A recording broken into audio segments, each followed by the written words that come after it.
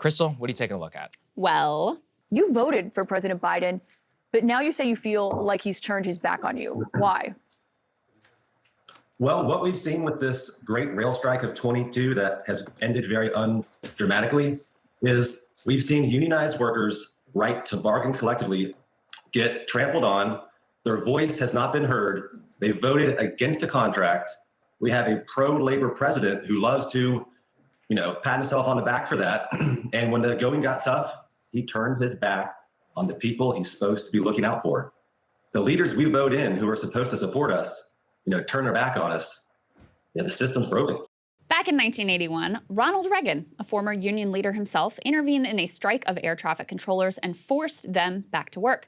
It was a seminal moment in labor history and marked the official launch of decades of labor movement decline and a bipartisan project of union busting, which has continued more or less unbroken up until this very year.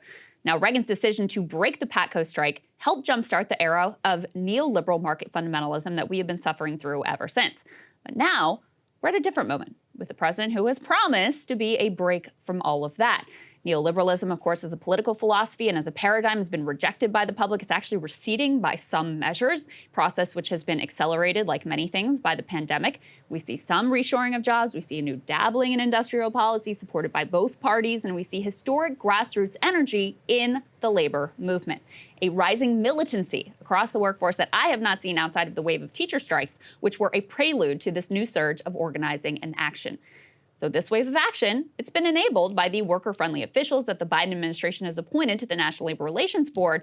But the truth is, while President Biden claims to be a great friend to labor, he has personally been nothing but a disappointment. He campaigned on the PRO Act, but immediately dropped it. He promised to block union busters from receiving federal contracts, but he hasn't said a peep about that pledge since he's been elected, even as Amazon, which gets billions from the federal government, engages in brazenly lawless union busting across the entire country. And now, the final gutting disappointment. When push came to shove, Biden did exactly what Reagan did before him. He sided with capital and he broke the strike.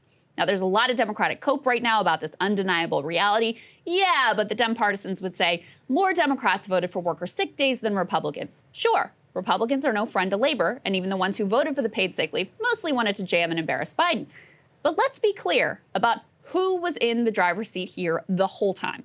It was Biden, and it was the Democrats driving this train the entire way. It was Biden's presidential emergency board that pushed the first horrendous deal. It was Biden's team who led the negotiations that led to another merely bad deal, the so-called tentative agreement.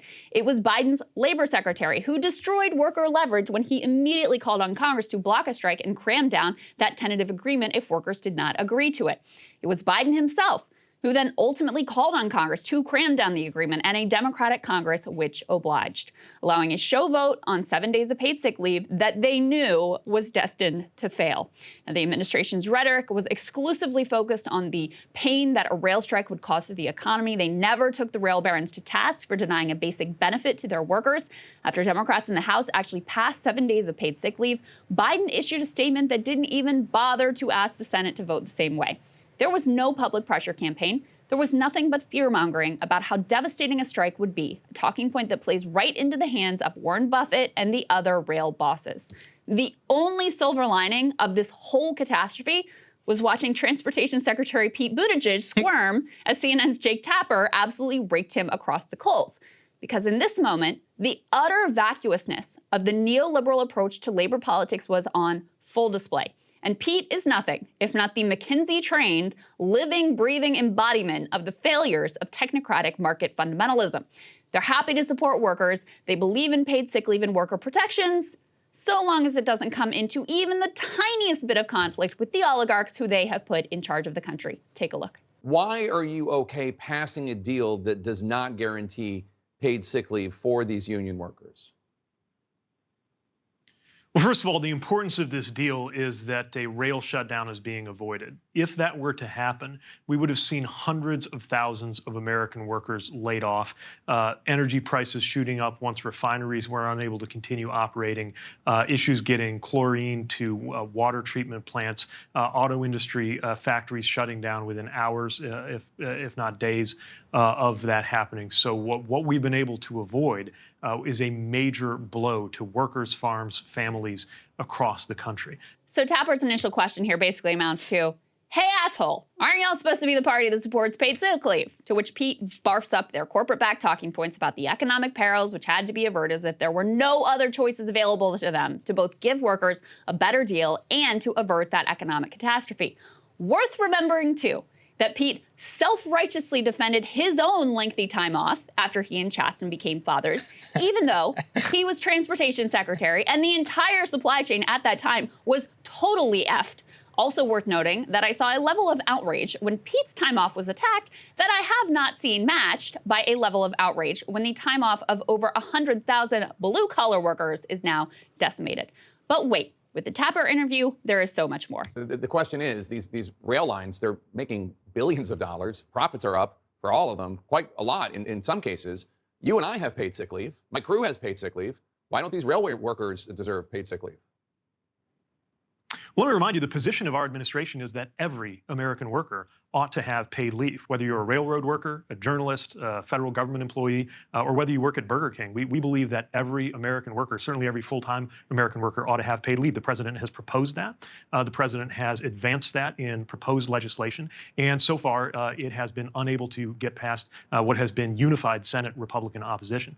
We are going to continue to press for that. Again, not just picking and choosing one sector over another, but based on the basic idea that every single American worker ought to have paid leave, just like you have in pretty much every country in the world. Right, but for now, right now, the tentative agreement that was reached at the bargaining table between union leaders and companies contains provisions like this pay raise and other improvements. Right. I get it, but saying that they ought to have paid sick leave and then getting in there and saying to the Warren Buffetts of the world, give these guys paid sick leave, or the White House is going to make you guys out to be the bad guys, and you're going to be the ones that are forced to blink after your reputations take a number of hits. That's a different matter. We've heard from multiple union workers who feel like the Biden administration has let them down. Gabe Christensen, a freight railroad brakeman who lives in Nevada, he told CNN, quote, here we have someone, meaning Biden, who touted themselves as the most labor-friendly president for many decades, and he basically just betrayed us. There really is no difference between Democrats and Republicans anymore. They're just feeding corporate greed, unquote. What do you say to Gabe Christensen? Pete goes on to a bunch of blah, blah, blah about how great the Biden administration has actually been. But Tapper has him dead to rights here. It is one thing to theoretically support paid sick leave. It is quite another to have to stand up to the billionaire class. Tapper finishes him off with that devastating quote from Christensen, which should be the nail in Pete's political coffin. Now, this moment exemplifies why, while Biden has actually been a little better as president than I thought he would be, he and his way of politics are fundamentally inadequate to the moment. At a time when the labor movement is scraping and struggling to be reborn, when they needed a champion, he instead morphed into frickin' Ronald Reagan. Occasionally with Biden, if you squint just right, you can catch a glimpse of what a post-neoliberal era might look like. It'd have reshoring, it'd have infrastructure, debt relief, antitrust enforcement. But ultimately, when the full measure is taken, he will always, always disappoint.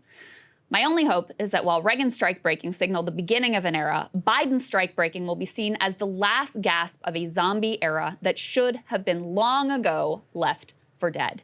And listen, say all you want about the Republicans. Hey guys, ready or not, 2024 is fully upon us now, and Soccer and I have been brainstorming ways that we can really up our game for this critical election. Yeah, we rely on our premium subs to expand our coverage, to add staff, to upgrade the studio. We just want to give you the best independent coverage of this election, which is possible. So if you can help us out, become a premium subscriber today, breakingpoints.com, or the link is down here in the description video. It really means the world to us, and if you like what we're all about, this is the best possible way to keep us 100% independent, working only for you.